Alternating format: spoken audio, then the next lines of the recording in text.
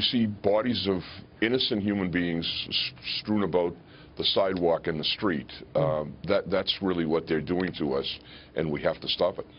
Ed, in terms of the danger of all these soft targets that you just mentioned, whether it's people at a church, a beach, a mall, just watching fireworks, how far do we go as a nation to protecting those targets? Again, it's not just the cost, but it's also changing our way of life, which is exactly what radical Islamic terrorists want us to do. Right, that's exactly their goal. So, Dan, it's a very good question. I've talked to event organizers who have said that the cost of security have tripled since the attack here in Boston. So we can only go so far, and I think we are changing our life because of the actions of a few.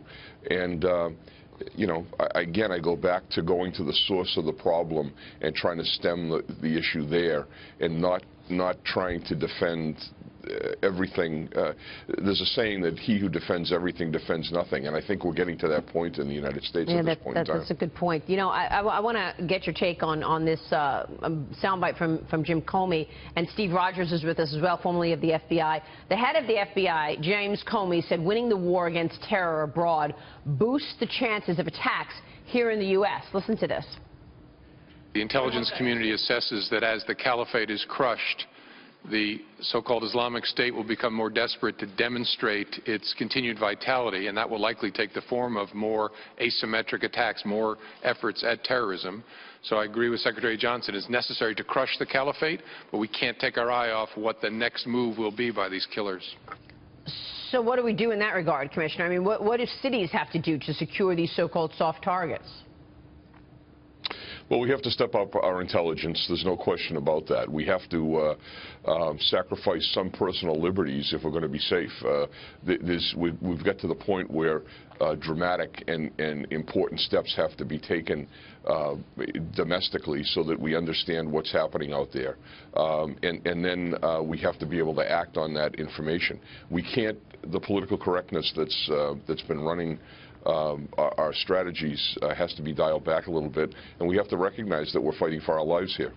And I would have to respectfully disagree with the FBI director, because if you look at what we did to al-Qaeda with our military, we virtually eliminated them from taking any action against this country.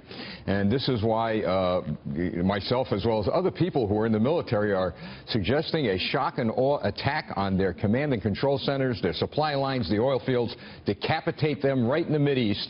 And in effect, we'll also be eliminating their intelligence and operational capabilities. So, Maria, I would say that it surely would diminish their ability to strike here if we took a strong military stand.